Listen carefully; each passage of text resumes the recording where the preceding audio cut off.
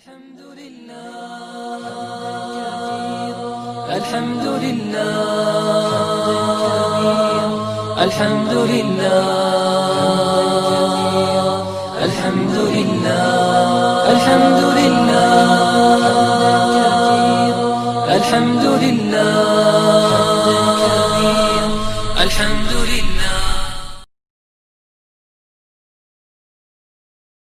Bismillahirrahmanirrahim. Assalamualaikum warahmatullahi wabarakatuh. Alhamdulillah. Wassalatu wassalamu ala rasulillah sallallahu alaihi wasallam. La hawla wa la quwata illa billah.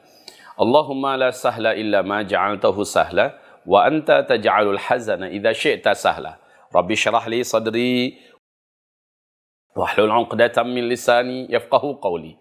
Allahumma arinal haqqa haqqan warzuqna ittiba'ah wa arinal batila batilan warzuqna ijtinabah, amma ba'du. Saudara-saudari seiman, kita masih melanjutkan kajian kita serial dosa-dosa besar yang pada saat ini masuk kita kepada serial yang ke-29. Temanya adalah qatlun nafs, membunuh diri sendiri. Allah Subhanahu wa taala di dalam surat An-Nisa, surat yang keempat, di ayat 29 dan ayat 30, Allah berfirman, A'udzu billahi minasyaitonir rajim. Bismillahirrahmanirrahim. Wa la taqtulu anfusakum. Innallaha kana bikum rahima. Wa man yaf'al dzalika 'udwanan wa dhulma fasawfa nuslihi nara. Wa kana dzalika 'ala Allahi yasira. Allahumma arhamna bil Qur'an wa sadaqallahul azim. Artinya adalah, jangan kamu membunuh diri kamu sendiri. Sesungguhnya Allah kepada kamu itu maha penyayang lagi maha santun. Dan barang siapa yang tetap melakukan yang demikian itu setelah jelas baginya larangan dari Allah, udwanan karena ada permusuhan, wa zulman dan karena menganiaya menzalimi, fasaufa nuslihi narah, pasti kami akan masukkan ia ke dalam api neraka Allah. Wa kana dzalika 'ala Allah yasira. Allah tidak pernah keberatan melakukan itu kepada para pelaku-pelaku pembunuhan terhadap diri-diri ini. Saudara-saudaraku, ayat ini oleh para ahli tafsir mengandung makna dua bunuh diri. Satu, yaitu dengan cara membunuh saudara-saudara seimannya, membunuh saudara seagamanya. Karena ini dianggap sama dengan membunuh diri sendiri. Maka ini dianggap dengan masuk dalam ayat wala taqtulu anfusakum, jangan kamu bunuh diri kamu sendiri.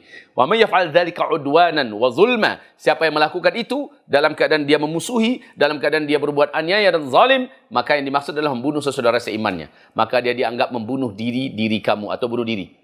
Yang kedua, memang langsung bunuh dirinya sendiri, diakhiri hidupnya. Maka kedua kelompok orang ini yang dimaksud oleh Rasulullah sallallahu alaihi wasallam dengan orang-orang yang akan kekal di dalam neraka Allah. Ma'adzanallah.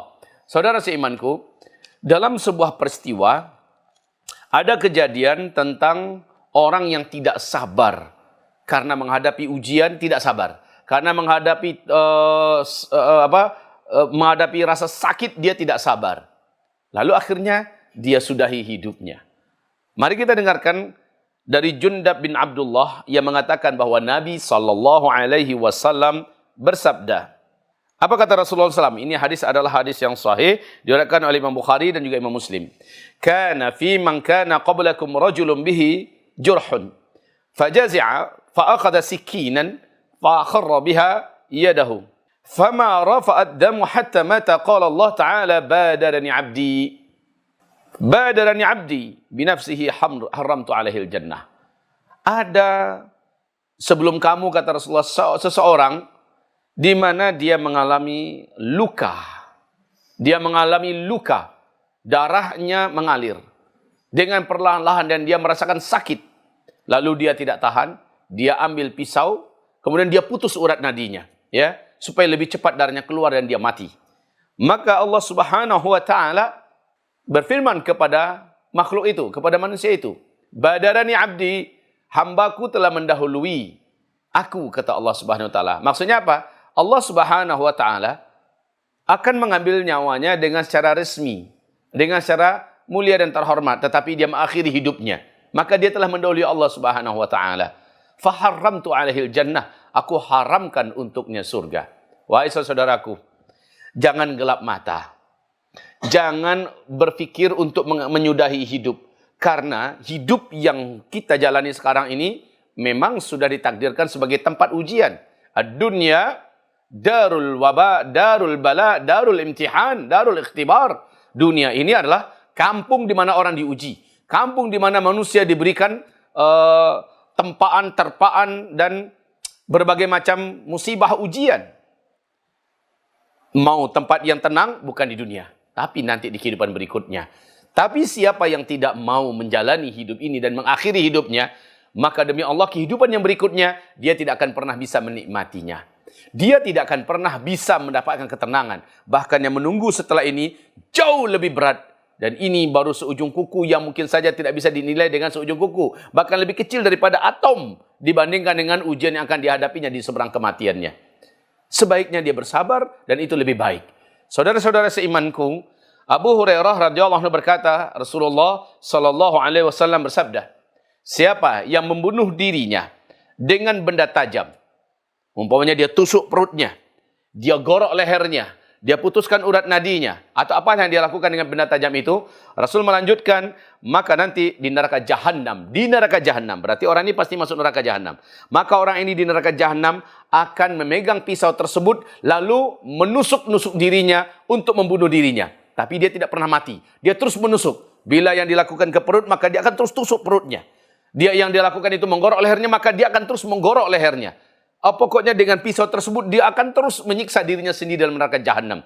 Dan pisau saat itu bukan lagi pisau dunia ini, ya, tetapi pisau yang sudah terbuat daripada pisaunya neraka. Ma'adzanallah. Terus Rasulullah SAW bersabda, barang siapa yang membunuh dirinya di dunia ini dengan racun, maka dia akan memegang racun itu dengan tangannya dan dia akan menyiksa dirinya dengan racun itu. Kalau dengan cara dia minumkan, dengan cara dia suntikkan, dia akan melakukan hal yang sama selama-lamanya di dalam neraka Jahannam. Kemudian kata Rasulullah SAW berikutnya, barang siapa yang membunuh dirinya dengan cara mengambil tempat yang tinggi dan melemparkannya dirinya ke dalam jurang, maka dia akan melakukan hal yang sama dalam neraka Jahannam. Dan dia lakukan itu berulang-ulang sementara dia tidak bisa mati. Bayangkan betapa menderitanya, berapa tersiksanya orang ini menyiksa dirinya sendiri.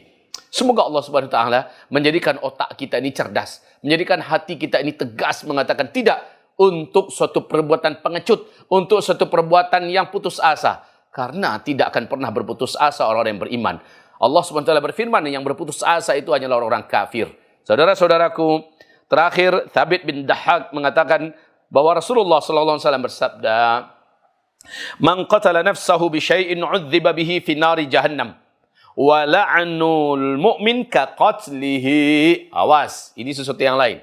Siapa saja, kata Rasulullah SAW, yang membunuh dirinya dengan sesuatu, maka dia akan siksa terus dirinya dengan sesuatu itu nanti di dalam neraka Jahannam. Maknanya yang pertama, orang ini pasti masuk neraka Jahannam. Yang kedua, dia akan menyiksa terus dirinya, ya, dengan apa yang dia dulu akhiri hidupnya di dunia. Kemudian lanjut kata Rasulullah, wala'nul mu'min ka qatlihi, berani mengutuk, berani melaknat orang yang beriman, hukumnya di mata Allah sama dengan membunuh orang yang beriman.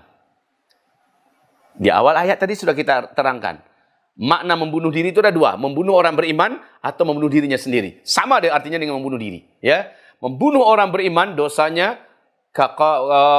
wa may yaqtul mu'minan, siapa saja membunuh seorang yang mukmin, maka itu dosanya sama dengan membunuh manusia semuka bumi dan membunuh dirinya sendiri. Hati-hati saudaraku. Wa la'nul mu'min ka qatlihi, berani melaknat, mengutuk orang-orang yang beriman, ka qatlihi, sama dengan membunuh orang beriman itu. Sama dengan membunuh orang yang beriman, melaknatnya. Kita caci maki orang yang beriman. Mentang-mentang dia memasukkan anaknya ke dalam pesantren, lalu dia katakan itu keluarga teroris, ya. Mentang-mentang anaknya dan dirinya berlomba-lomba menjadi hafiz Al-Quran, keluarga teroris, ya. Lalu mencaci makinya, melaknatnya. Mentang-mentang dia mencintai agar syariat Islam tegak, para ulama-ulama ia dicintai sehingga dikatakan dia adalah orang ekstremis, orang fundamentalis, ekstrem kanan segala macamnya, lalu mengutuk dan melaknatnya. Orang-orang yang mengutuk seperti ini dengan membakar foto para ulama, dengan membakar lambang-lambang syiar Islam, Lalu dia mencaci maki warathatul anbiya, para pewaris-pewaris Nabi. Orang-orang seperti ini termasuk la'nul mu'min. Orang yang melaknat orang mukmin. Dosanya kaqatlihi, sama dengan membunuh orang tersebut. Waman, yang ketiga, waman rama mu'minan bil kufri bi kufrin fahuwa kaqatlihi. Yang ketiga, orang yang berani mengkafirkan orang yang benar-benar beriman, lalu dia katakan kamu kafir. Ini perangai orang-orang ISIS ya, yang begitu tega dengan cepat mengatakan kafir, kafir, kafir, kafir. Di luar kelompok dia langsung mengatakan kafir, kafir, kafir, kafir. Begitu juga gerakan-gerakan sempalan bawah tanah yang ada di Indonesia. Begitu cepat mengkafir-kafirkan orang di luar kelompoknya. Maka mereka-mereka ini dihukumi oleh Rasulullah SAW, dan ini hadisnya sahih Bukhari dan Muslim. Apa kata Rasulullah SAW? Kaqatlihi, dosa orang itu adalah sama dengan membunuh saudara seimannya.